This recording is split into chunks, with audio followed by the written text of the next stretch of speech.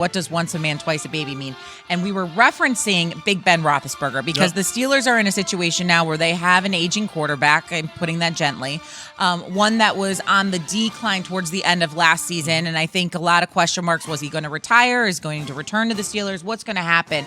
But I like that phrase, once a man, twice a baby, because Bart over here explained it to me in the break. And so how does this apply to Big Ben Roethlisberger? Well, once a man, twice a baby means when you come in this league, you're a baby, right? You don't know anything. He inherited a veteran team. He got, it was a injury to the starting quarterback. I forgot his name at the time. He came in, won 15 games straight.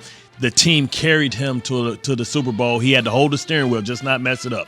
Then you lose the assets as you become a man, and you have to be the reason why you win, and you have to carry a football team. And Big Ben did that, right? He won another Super Bowl. But at this point, we've all seen this in the NFL, where you have that aging veteran quarterback that has one last run in him, and that's where Big Ben is. Remember, this was a team last year that was 11-0, right? Had one of the best defenses, but they became one-dimensional, and they depended too much on Ben Roethlisberger. Now they don't have to depend on Ben Roethlisberger because they don't have to be one-dimensional.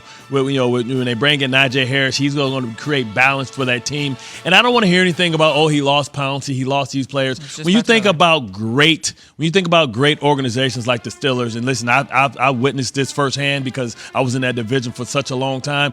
Every time they lose a great player, they replace him with a player that we don't know about, right? So I don't know who they have in a pipeline, but I'm sure it's somebody. And for everybody that says, Bart, we need some receipts. Think about just the outside linebacker position. Remember, it was Kevin Green and Jason Gilden, right? And it's like, oh, man, these are two Hall of Fame caliber type of outside linebackers. How are they ever going to replace them? And they just replaced them with Joey Porter and Lamar Whitley. And it's like, oh, Lamar Whitley, these are guys great. Then they let Peasy go. Peasy went to Miami, went to get his bread. He wanted some more vitamin D out there in the sunshine. And I'm like, how are you going to replace him? And they replaced him with James Harrison, right? And he came in and became an all-pro.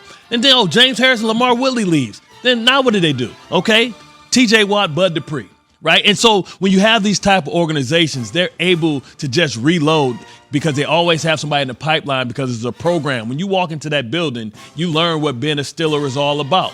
And, we've seen like quarterbacks late in their career. We saw Peyton Manning, right? We saw John Elway become guys that were just holding on to the steering wheel as TD or that defense carried them to the promised land. And I think that's where the Steelers are. So that's what once a man, twice a baby is. I love it. I like that analogy. The only thing I'll say about the reloading aspect for the Steelers, this year's a little different. Mm-hmm. They've been in salary cap hell, for lack of a better term. Yes. They can't go out and just get who they want to get to plug and play like they have been in years past. And so this year, while yes, I agree with you. And obviously, if anyone knows how to just utilize the steering wheel, it would be a veteran like Big Ben Roethlisberger, who's familiar with the organization, the head coach, et cetera, et cetera.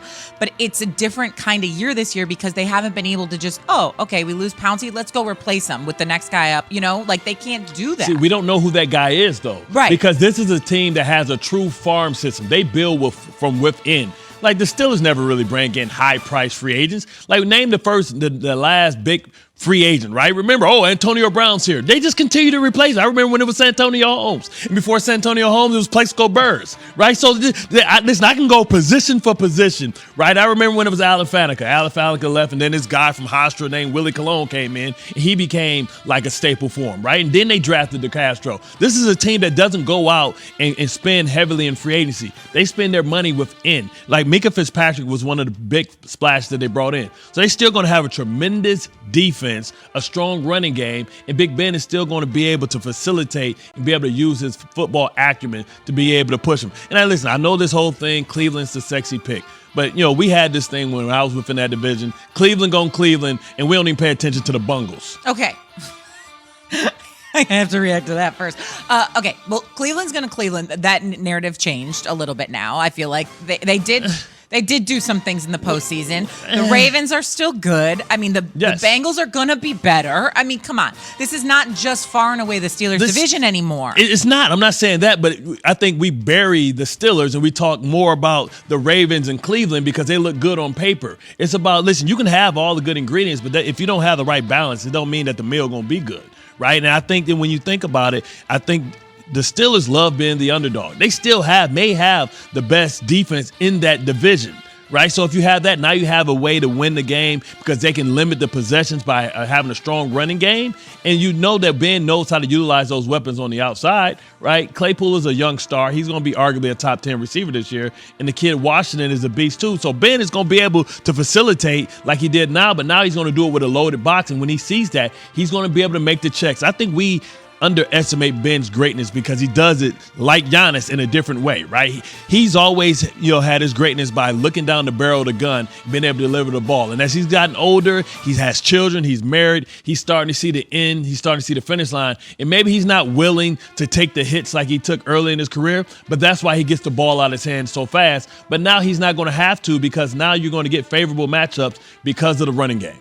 Okay, but how do you know that running game's going to be so good? Last year, that running game struggled, especially down the stretch. Yes. James Conner's situation is up in the air. Obviously, you have Benny Snell on the roster, but I can't put all my confidence in a Steelers run game that I haven't seen. What have you done for me lately? Well, what translates the best or the quickest in the league is usually a running back, right? And Najee Harris is a guy that came from a pro-style offense. He played at a high level. He's a guy that's physical, that can run behind his pass. I don't worry about who's blocking for him because he's going to be able to get favorable matchups because first going in and defending the Steelers, I'm saying, listen, Ben's going to get the ball out of his hand. Last year, the short passing game was the extension of the run game, but now you have a real guy that can run behind his pass. He's going to get a light box, and Ben's going to be able to take advantage of it. Ben is one of the smartest football players that I've ever played against, right? And listen, that's saying a lot because I played against some of the greats, but he doesn't get the respect that he deserves, right? He's a two-time Super Bowl champion, and he's a guy that's put up 4,000, 5,000 yards with multiple offensive coordinators. I think they slipping on him. So I'm telling you, I know he's a baby, but this baby got a lot of support behind him. Baby again.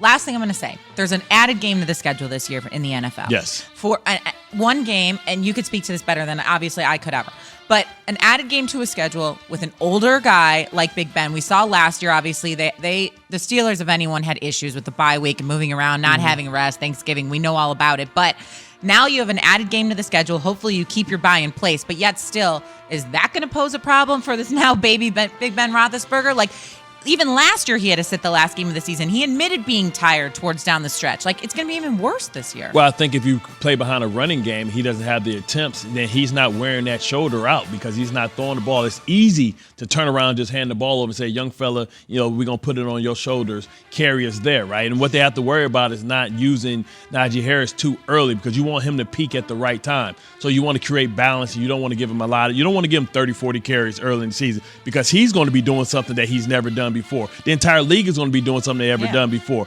In college, the season is much shorter, and is different than playing in the league. So I think they have to put that guy on a pitch count early and then release him late, like we did with Sean Green, right? Remember, we had LT, Sean Green. We started off with LT early in the season, and then we let that young bull go in the playoffs, and he took us all the way to the AFC Championship. Yeah, don't give it away all early. All right, let's change gears.